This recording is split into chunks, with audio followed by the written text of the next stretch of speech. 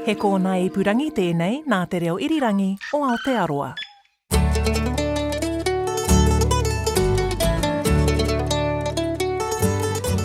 No mai whakarongo mai ki te Aotai whenua. Welcome to Country Life. I'm Sally Round. Lovely to have your company. Ko Janina Schwanika, aho.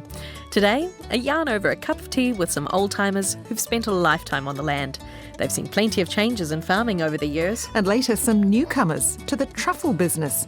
Lance and Nikki Dodd are originally from Zimbabwe, and they say it's scary but exciting to finally have a piece of land they can cultivate and call home in the Bay of Plenty.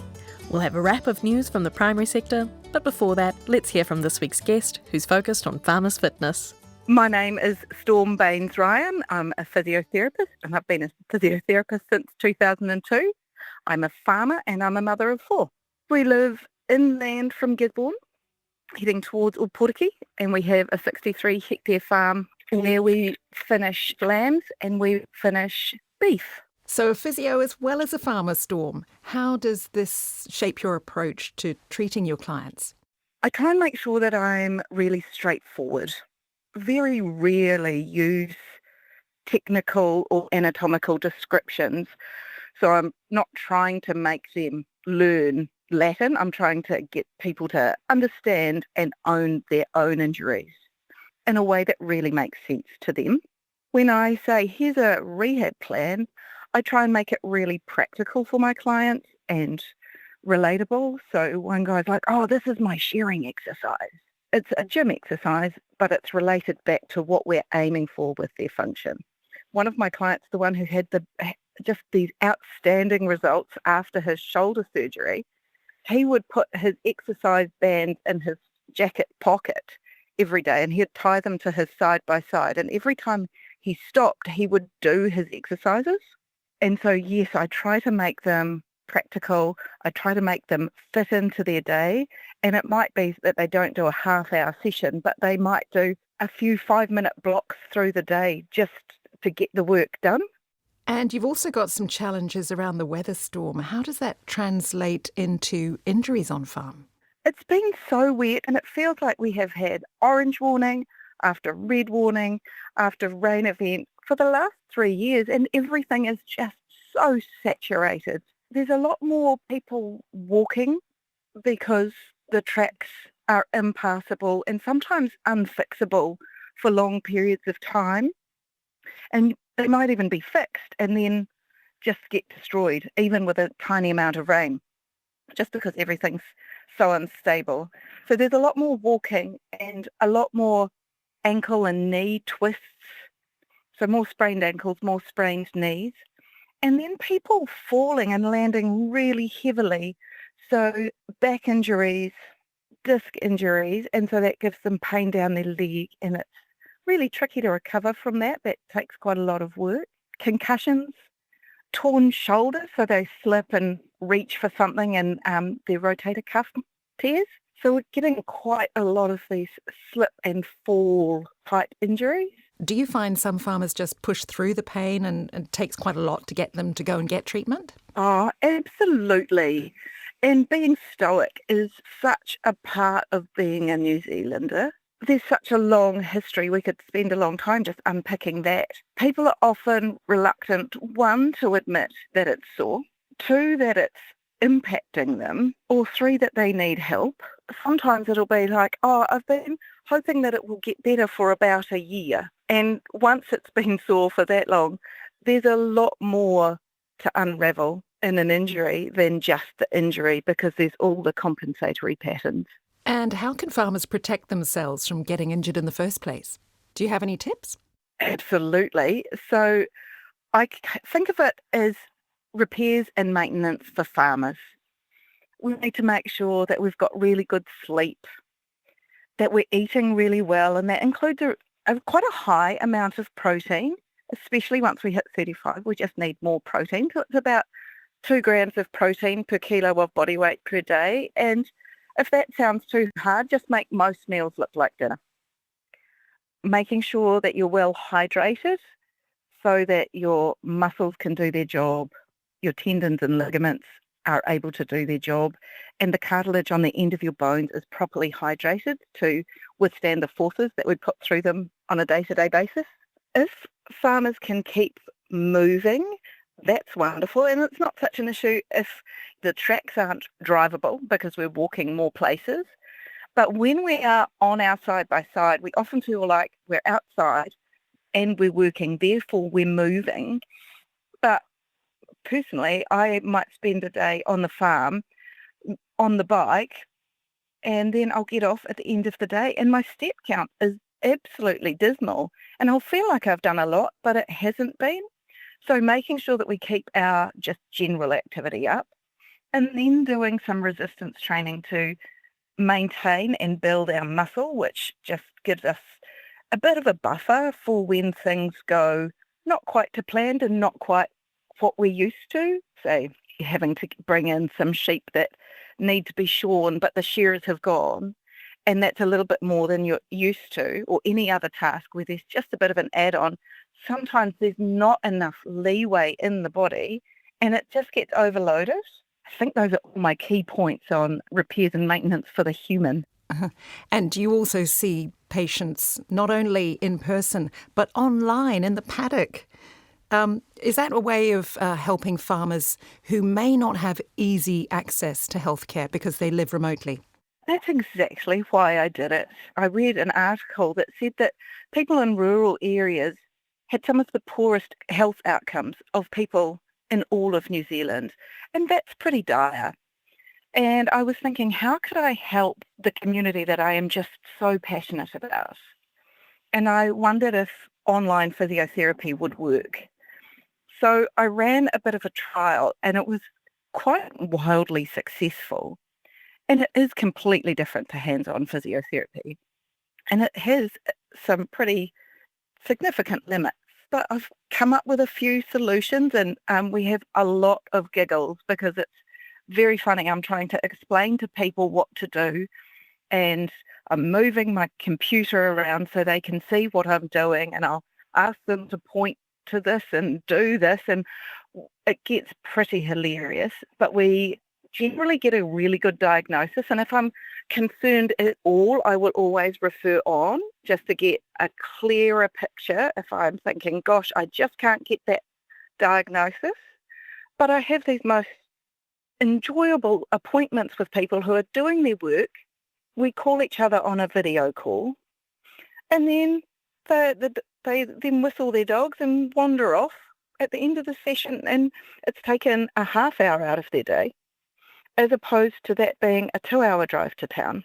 So they might have been out in the paddock and you've given them a few tips. Absolutely. Not my first session. That doesn't really work that well, but we run video sessions in the paddock. I was talking there to Storm Baynes-Ryan, farmer and physio, otherwise known as That Farmer Physio. Now turning to the news of the week, and dairy farmers are certainly happy after Fonterra announced their full-year results, Janina.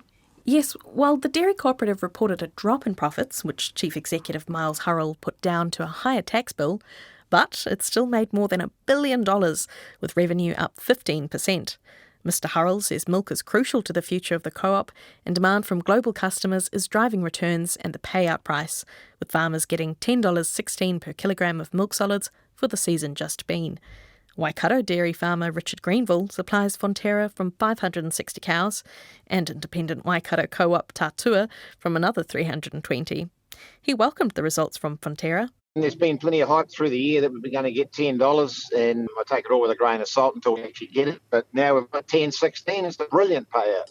Even the dividend was good too. We've still got 35 cents of our 57-cent dividend still to come in October, so that's another windfall. Richard Greenville says last year was actually their second best production season. And he's not the only one with milk coming out of his ears.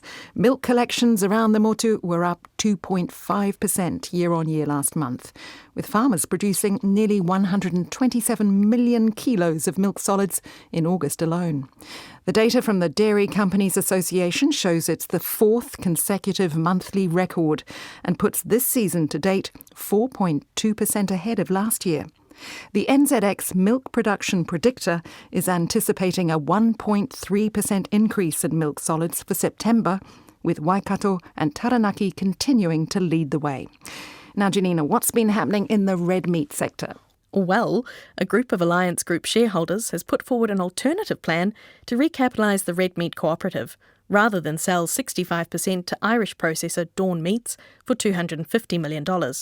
It would see farmers raise $188 million over 3 years through contributions from shareholders, selling off some assets and other means. However, Alliance Chair Mark Wynne dismissed the plan as false hope. He says bank debt must be repaid in full by the year's end, or the company risks insolvency. We'll wait to see what shareholders decide when they vote next month.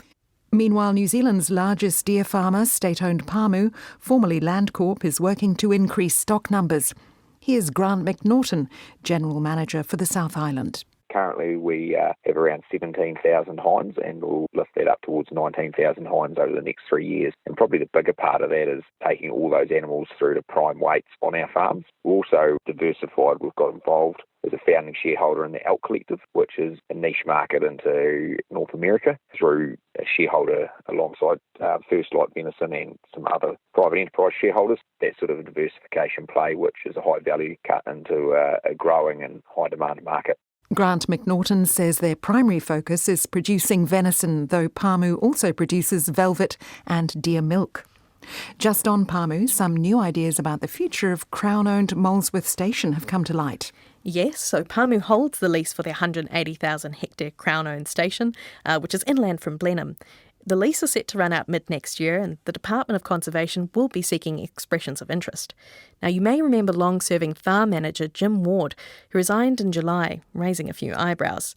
Well, now, emails between Pāmu and DOC have been released under the Official Information Act and show Mr Ward had suggested turning the station into a truly public-owned asset for Aotearoa.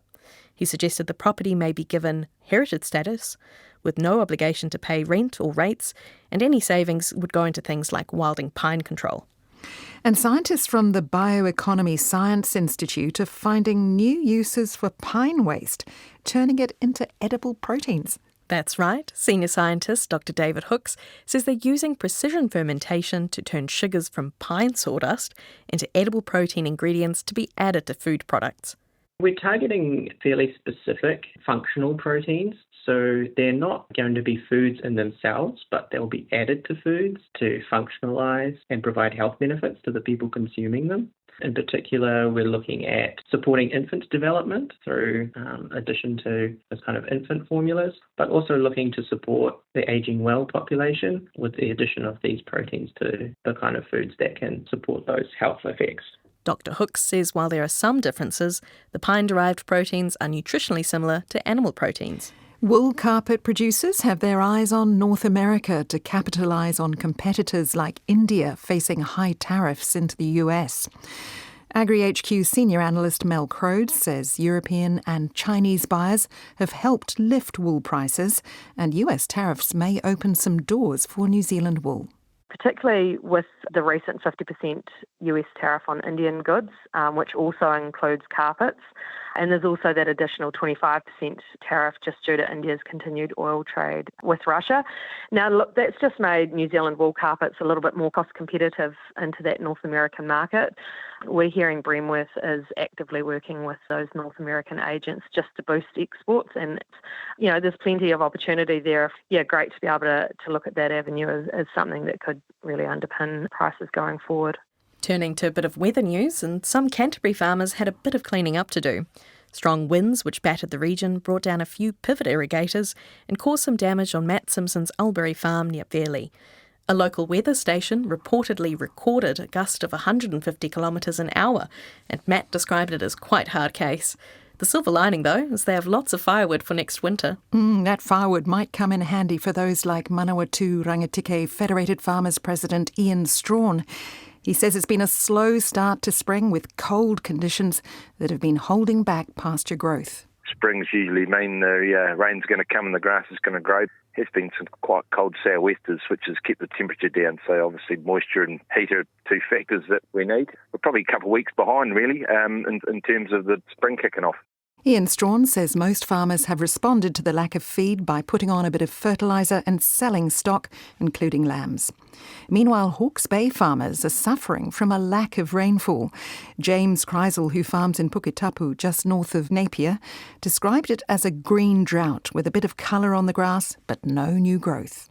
Dams are down, springs are kind of running, water supply springs are running what they run at midsummer.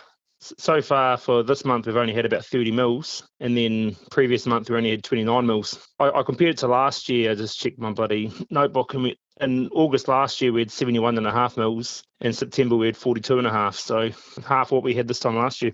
James Kreisel says what rain they have had has been blown away by wind, and the soil moisture levels are well down. And just in some final news, New Zealand wine growers' long-serving chief executive Philip Gregan is preparing to call time next year after more than 4 decades in the industry. He says the highlight has been watching New Zealand's wine reputation grow on the international stage. Wine exports are worth $2 billion, our 6th largest export. And, for the first time, female cadets outnumber male cadets at the well-respected agricultural training farm in Hawke's Bay. The 2-year program at Smedley Station combines hands-on experience in sheep, cattle and deer operations, along with agricultural qualifications. The chairperson of the Howard Estate Advisory Board, which oversees the farm's management, Conrad Wilkshire, says of the 13 students selected for next year's intake, 7 are young women. An exciting milestone. And that's the rural news for the week. This is Country Life on RNZ National 101 FM. Ian and Pam Buckingham have spent a lifetime on the land. When Cosmo Kentish Barnes was in South Canterbury on his final recording trip, he stopped at their farm for a chat and a cuppa. We're at Hook, which is just north of Waimate. And we are at your family farm? Yes, that's right. I was born here in April 1939. And we've had it since 1925. Family has. But I've lived here all my life. Was it your father who bought the farm? My grandfather bought the farm. And unfortunately things were pretty tough. And they went into the Depression in the 1930s. And then Dad and his brother, they managed to get enough money together to carry it on. And then Dad and I farmed together, and then I farmed on my own, and then Colin and I farmed in partnership, and now Colin is on his own. And Colin is one of your 3 sons? Is our oldest son. How old were you when you left school? 15. I would have liked to have gone truck driving, but Dad said no, there was enough work to do on the farm, and he wanted me to help out. Tell me about the farm. How many hectares have you got, and what is the soil like? I'm not too sure on the number of hectares. It used to be 404 acres. This is rolling country. It is all workable, plus 33 acres of riverbed. We've added 2 blocks to it. One we've still got, and the other one was sold off to our youngest son, who went into the pig business. And there's only about 8 inches of good soil, and then you've got clay underneath. It doesn't drain particularly well, but it's a clay silt loam. What have been some of the biggest changes you've seen since you first started working on this farm? Well, Dad always used to run it as a mixed cropping farm, and the reason for that was you had sheep and cattle and crop, and if one wasn't returning very good returns, well, the other one sort of compensated, and your income was kept on a pretty average sort of a level. And you used to run up to 2,500 sheep, and now there are only 12 left on the farm. Yes, that's right. It is now a cropping farm because Colin is more interested in cropping than in stock. But as a professor said, Professor Walker said one time, you can't put back into the ground out of a bag what you can put back in through an animal. But that has changed a lot. When you grew crops, would you sow them and not go back to the paddock until they needed to be harvested?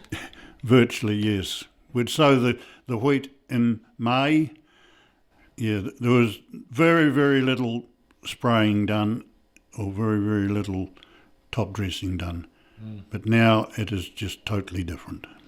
But yields are much higher now, I guess. Well, it's not easy for me to work it out. In my day, it was talked about in bushels to the acre, and a bushel of wheat was 60 pounds, and a bushel of barley was 50 pounds.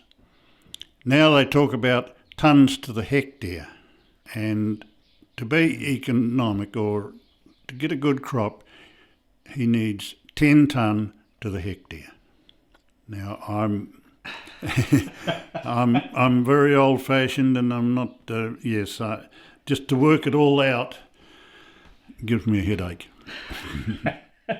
And Colin, your son, often gets you to help out on the farm. What sort of things do you do? Fixing fences and stock work, helping with the stock work and odd jobs. It keeps me going. If you get up in the morning and you know you've got something to do that day, that's good. If you haven't got anything to do, you just sit round, or you're liable to sit round and worry, I suppose. But no, if you've got a job to do, it's good to get going on it. Now, Pam, how did you and Ian meet? At a dance at Waimeti. Those are the things you did then, was just dances. So you went round each hall or whenever the dances were on, and you went singly, and then you met up with somebody, and if you were lucky enough, you went home. And that was it? Love at first sight? Almost. So, are you a local person too? Yes, I come from Makiki. Born and bred in Makiki. Were your parents farmers? Yes. We had a native flax farm to start with until the war ended and they didn't need the rope any longer and they didn't need the twine. So we had to diversify and go into stock and cows and, the sheep. How was the flax processed? They had to cut it and bring it in by lorries, and then we had a mill, and it was put through a stripper, and that knocked all the green stuff off it, and it was gathered up, and then it was put outside in a big paddock and dried, and then they'd have to turn it again, it would be flat, turn it again, then bundled it up and sent it away to Donahue's and made it into rope or whatever they wanted it for. Did you used to help out in the mill? Too young? No, but we used to go down and see it. I can still remember seeing it a wee bit, but those are days we could follow my father around, and the big belts were still going round and round the pulleys, and no guards, no nothing. We never told to be safety or anything like that. Yeah. Things have changed a bit now. Very much so. Yeah. Your folks must have been shocked when the floor fell out of the flax industry. Well, yes, but they had land, so they just turned the flax land, which was pretty swampy, drained it and turned it into arable farm. Well, not arable, but just into grazing farming. We didn't do any arable work. Is the family still on the land? No, it's been sold. Now, you are a potter, yes, aren't you? Yes. What got you into that? I've been a netballer all my life until that stage, and I give up, and then I thought, what am I going to do now? And I always wanted to do pottery. I'd seen it in the AMP show years ago, this man doing something on a wheel, and I was fascinated with it. And so I thought, right, I'll go to pottery. So I went to lessons in Waimeti for a long time, and then branched off out my own and taught up in South Canterbury and taught a blind man, and then I turned around and taught a deaf man about half an hour between. I was always going to put both together so one could teach the other. And you've got your own kiln and wheel here on the farm? Yes, own wheel, and I've got 2 wheels or 3 wheels, and a wheel shed out there with it all in it, and a kiln. And I'm now teaching my granddaughters. Tell me about the pottery that you do. What's your style? I like making bottles and things to look at. I'm more into the ornamentals. I don't do handwork, I do mainly wheel work. So I make up my own glazes and have all the ingredients out there in the cupboard. And yeah, we use that. Pam, you've just given me a wee coaster, and on it says Buckingham Farm, and there's a picture of a sheep and some crops, and underneath it says 1925 to 2025, and this is a celebration of how long Ian's family have been on the land here. That's right, yes. We decided to get some clay from the farm and try it out, and which worked, and we had to sieve it several times to get a lot of sand and rubbish out of it, and then we had to wedge it all up, and fortunately my granddaughters come to help, and they cut them out for me, and I had a friend that made the stamp, and we stamped them, and we fired them. So it's all been done on the farm. The clay and the firing's all done on the farm.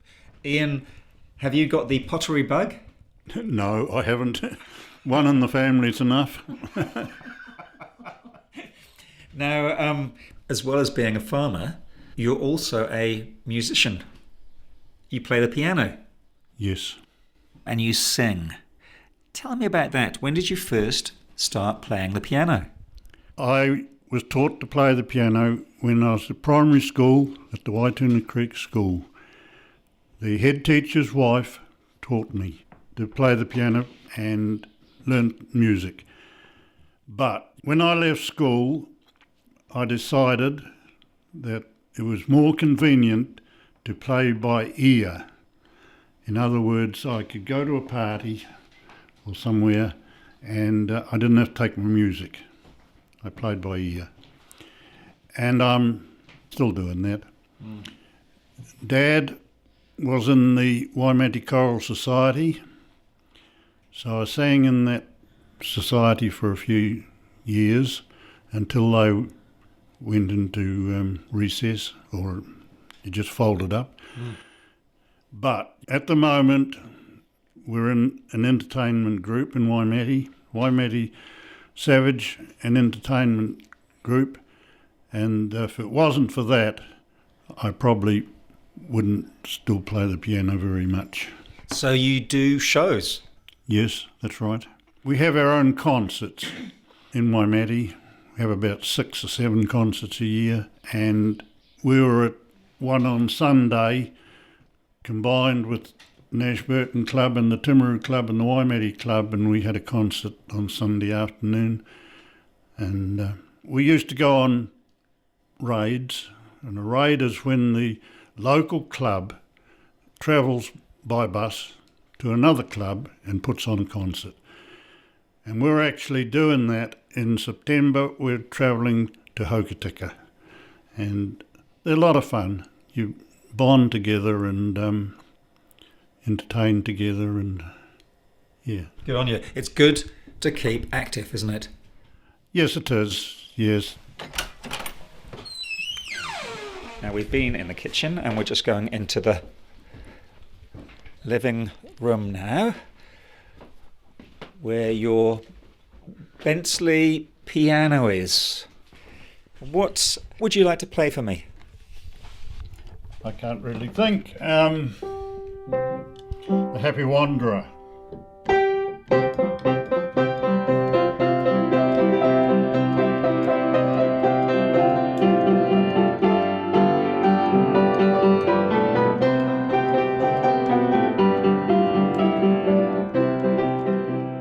Ian Buckingham at the Quays at Lansdowne Farm in Hook, near Waimate.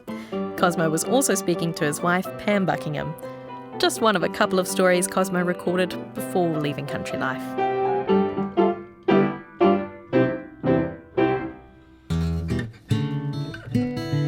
Hi, I'm Joanna Pearsall and I live in the North Coromandel, and you're listening to Country Life on RNZ National. The couple we're meeting next is as new to the truffle business as their young pup Indy. On the outskirts of Te Puke, down a beguiling rural road, you'll find Trufflewood and owners Lance and Nikki Dodd, who just finished their first harvest of the prized culinary ingredient when I called in. Or so they thought. Right, check. Yes. You've got a whole load of buckets there, Nikki. Yeah. And pegs. What's going on? Well, I've got pegs for when Indy indicates where there's a truffle. Then I've got my rotisserie chicken here to give her a treat. And then we put one of these pegs in the ground, come back later and dig it up. All right. Come on, dogs. It's a fine but chilly day at the end of winter when I head out across the paddocks to Lance and Nikki Dodd's Truffiere. That's a fancy name for a place where truffles are cultivated. Rough-skinned, ball-shaped, pungent but edible. Truffles are the fruiting bodies of underground fungi, which live among the roots of certain types of trees. They've evolved to smell delicious, so that the spores are spread far and wide. According to the research that we've done, a human maybe 2 or 3 centimetres can smell a truffle below the ground surface. A dog's 25 to 30, and a pig can apparently do about half a metre. So if there are truffles deep down, a pig in theory could dig those up or smell it. But the trick is to try and train a pig and to stop a pig eating truffles. Dogs don't eat truffles. So who is the main truffle hunter here? Me. Well, Indy. But, Indy's the indicator, and Nikki does all the digging. Well, you do help. I do help, but as a bloke, I really struggle to be on ground level. Go left here. And just being on the ground on your knees, digging around, I can do it for a little bit, but after a while I get a bit sore, whereas Nikki can. Sounds like a good excuse to me, Nikki. I know. Well, when we used to work in the kiwi fruit, I was too short for the kiwi fruit. And I found it very uncomfortable, and after a while Lance would say, "Oh, just go, I'll do it." And now I look at him and then I'm like, "Oh my God, just go, I'll do it." Lance and Nikki are originally from Zimbabwe and were forced out of farming there in the early 2000s. They ended up in New Zealand in 2012. So for them, working on the land isn't new. It's in our blood, yes. Certainly my blood, and Nikki's obviously farming background too, but I studied horticulture and always liked the idea of some sort of horticultural crop or business to be involved with, yeah, and if possible, my own one. It's been quite a tricky journey to get to where you are. Yes, definitely. It's taken some time. Hopefully Some of the I don't have to move challenges? again. Just trying to find somewhere that would allow us to work in the business, in horticulture. Get a bit of land, whichever country you go to. It's hard to get land and get started. And of course money, have enough money to start off a project and get it to continue to make money. But you have the experience. But I've got lots of experience now, a good 30 years in horticulture, and I've learned from growing, distribution, packing, all the way through to selling. So I've got a nice background for it. So that should lend itself very well to the truffles. And that was in the, major industry around here, which is avocados, kiwi fruit. Now you're going to this very niche crop. Very niche, very boutique, very particular. Concept's the same, good product, looks good, tastes good, smells good, and then get that in front of the customer, which in this case is chefs, restaurants, and explain to them what it is. And that's been very exciting. Pig! Lying in the sun. Over there. Piggy! Pig! No chance at the truffles for the Dodd's pig, though. Hunting for the delicacy is Indy's job. She's a very keen tan and white Springer Spaniel puppy. What we'll do is we'll just wash our shoes in the tray here. So what's the reason for the foot bath? Just to make sure if you've got any spores on your shoes that we don't take them into the Truffiere, cause any damage, potential damage. Yep. And then, so I'll just give our shoes. So it's just meths. Running out. Okay. Do you need some more? So that could interfere with the truffles that you want growing, Yeah. the spores that you want here. You're done.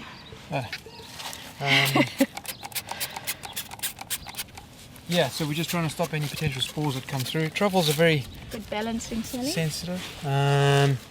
Anything can kill them. So spores, obviously, you can't kill spores. They travel from all over the place, and you wouldn't know. So everything's underground. So we're just trying to stop anything coming in. And there's a very common bromel truffle, and that can overpower the Perigold Black, which is what's in here. So we just try and reduce any chances of that. I'm embarrassed to say I didn't know what a truffle was until we came here. And it's a very mysterious unknown product in a way. But research in terms of looking, understanding, seeing, it's something that grows. So that appealed to me in terms of learning. It's very unique. It's very special. It's very rare. Okay, good to go. Let's go, find it.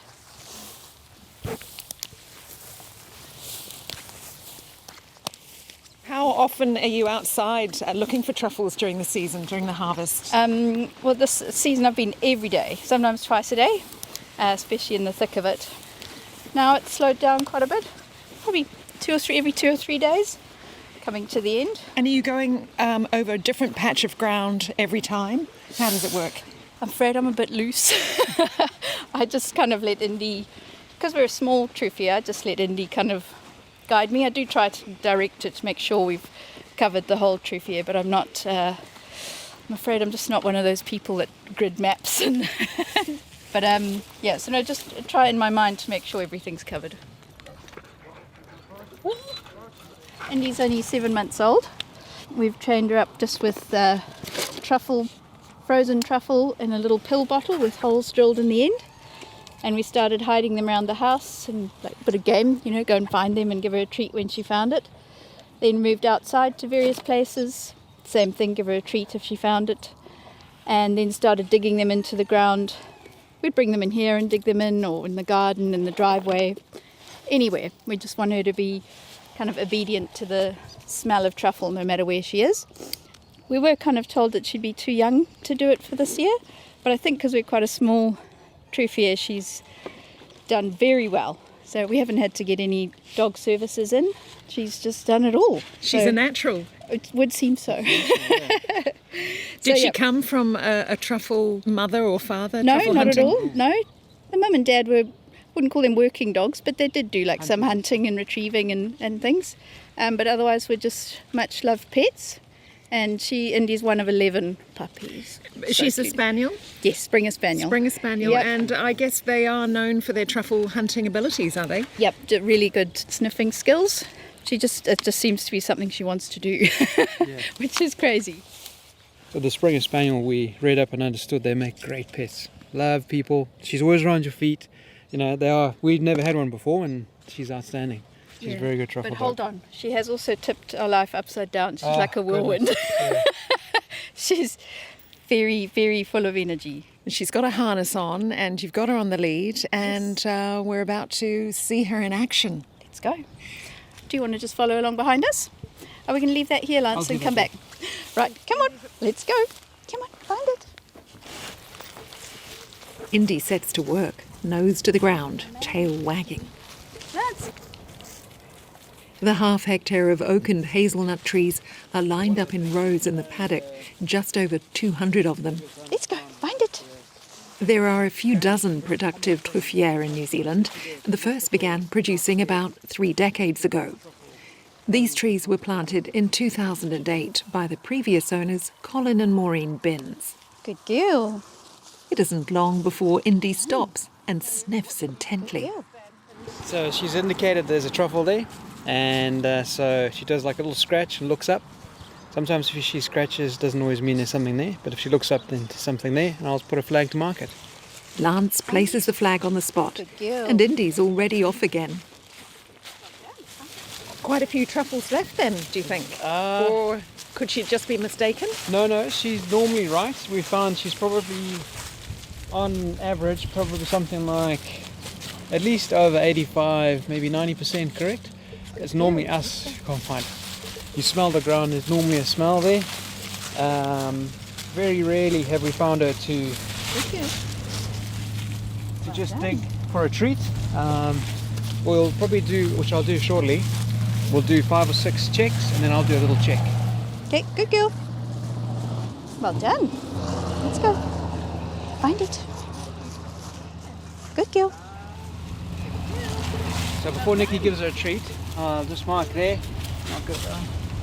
Lance bends down, head to the soil. Can you smell that? Sometimes you can smell it, yeah. Yes, so there's a very strong smell there. Can I have a smell? Yes, please do. So if you smell about there, there's a smell. Oh, right down on the ground. You see it feels strong Oh, yes. oniony, Yes. beetroot, Yes, definitely. garlic. How far down do you think that would be? There it is there, actually. Oh, you can see it. There we go. I think that's it. Normally we'll dig this out afterwards. Oh, look, there we go. Perfect. And there's a little truffle. Well spotted. Well done, Indy. Indy, good job. That's a truffle.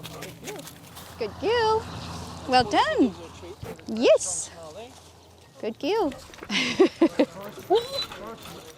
We're certainly not experts in the science behind truffles or fertilising or, the soil. There's a lot we don't know like that in that area. But in terms of the skills, digging, I can do that.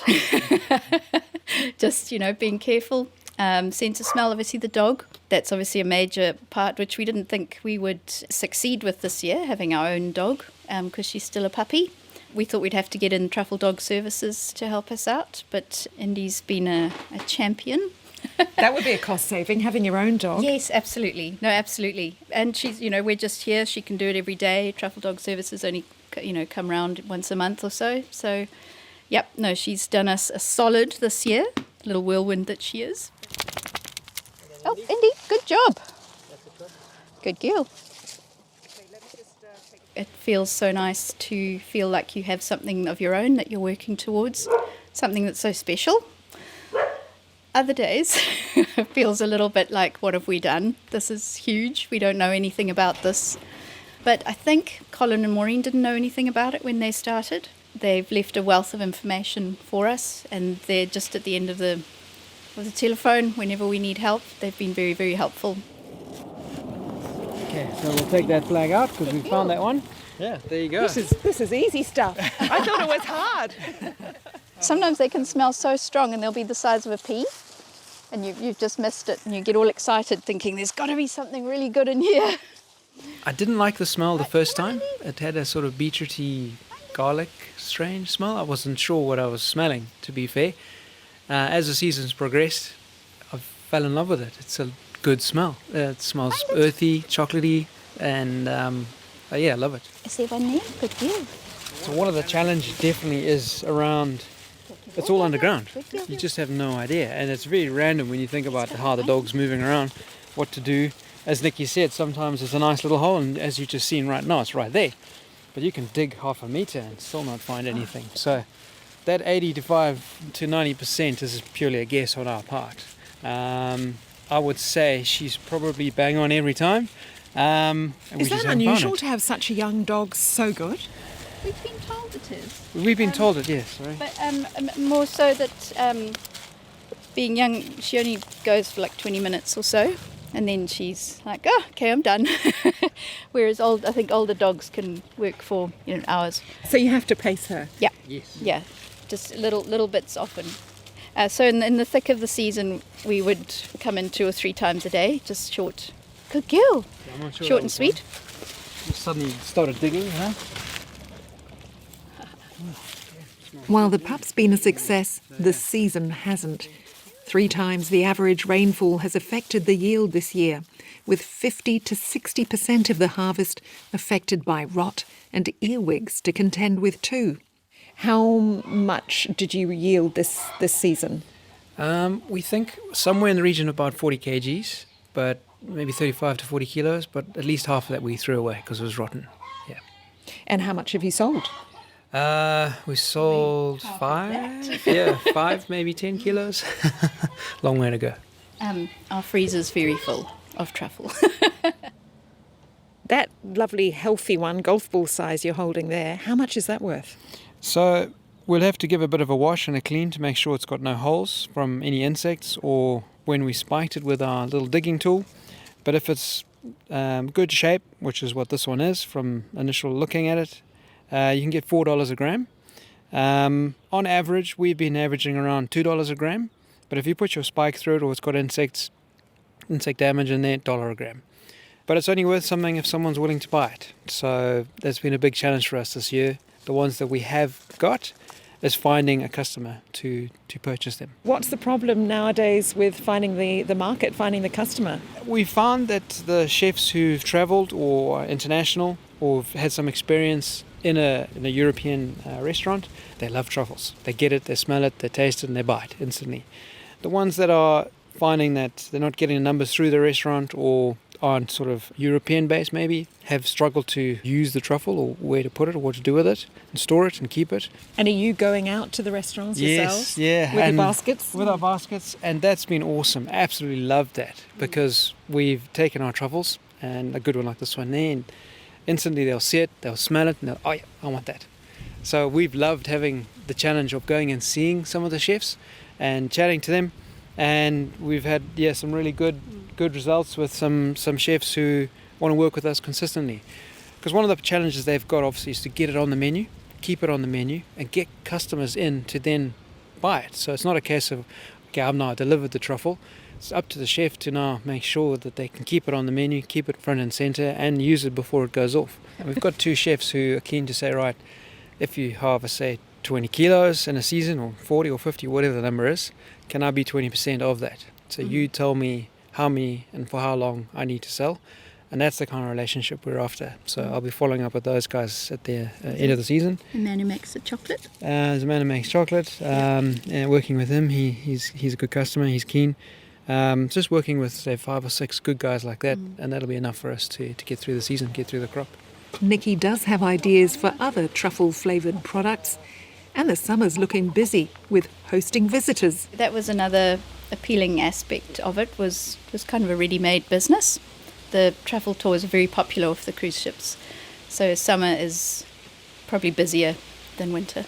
So you're gearing up for that busy season now? Definitely, yes. Yep. So I think there's 26 or so cruise ships coming in this year that we're expecting. Unfortunately, we make much more money out of the tourism side than the actual truffles. Yeah, much easier sell than trying to sell the actual truffle. So we'll normally meet them here, up to 20 people at a time, mostly from America. So they're blown away by the farm. A lot of them seem to come from either very dry parts of the States and or concrete jungles. So when they sit here, and normally we sit out here, we've got a setup under the grapevines and the bougainvillea, the veranda, and you hear all the birds and you see all the greenery, and they just sit and absorb, and then have a few truffle treats, and they're like, that's fantastic. So yeah, we've been quite chuffed with the sort of ambience that's created where they don't have. And there's actually been maybe 5 or 6 people who said they'd love to come back and just sit, read a book for 2 weeks. Forget about the truffles, just just get into the forest. And what's quite sad actually with the tours, a few of them haven't actually walked. They get in a bus, go to a museum, get back in the bus, back on the ship. So they don't actually get much exposure to a bit of outdoors. So we've done a few tours where we actually come through the engineering shed and through the back and a little bit of the forest. And they're just so stimulated. They say, oh, wow, look at all this. We didn't know trees grew that big, and this was so green, and you live in this green environment. They were just, it's mind-numbing and quite sad, really, if you think about what they take it for granted. We totally take it for granted, yeah.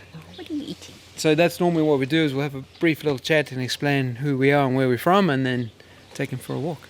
Meantime, the trees need work for the next season. We have to prune all the hazelnuts and prune the oaks, bring them down a bit.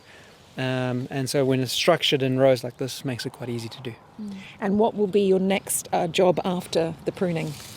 So in November we will come in with a big knife that slices the roots in the middle here and pour in an inoculum. That's just to give them another boost for the next year. And what's in that inoculum? So the inoculum is made up of water and your C-grade truffles, just to give them a boost of spores.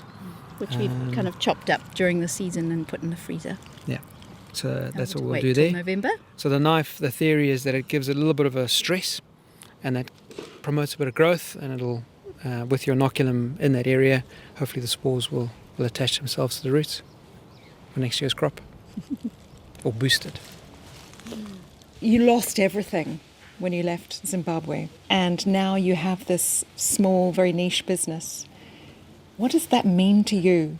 Oh, stability. Whilst it's scary, it's just nice to be able to potentially soon, hopefully say, I think I've found a place I can call home, So I think that's quite cool. Yeah, after many years of searching. I think you didn't really realise at the time what it all meant and how many years you'd spend afterwards kind of going, yep, this is nice, this could be home, and then for whatever reason it doesn't pan out. Yeah, so it's been a long road. We're quite lucky to be able to continue on what Colin and Maureen have started, and hopefully the next 20, 30 years try and stay here and make it work. Lance and Nikki Dodd of Trufflewood in the Bay of Plenty. Surely you got to try some, Sally. Yep, I did. I tried some of their truffle butter, melted into a scone fresh from the oven. After recording that story, it was absolutely delicious. Oh, sounds it. I love a bit of truffles and some pasta. Ooh. Truffle oil. Shaved on top. That's it for this episode of Country Life. You can find more about the stories you've heard by checking out our show notes.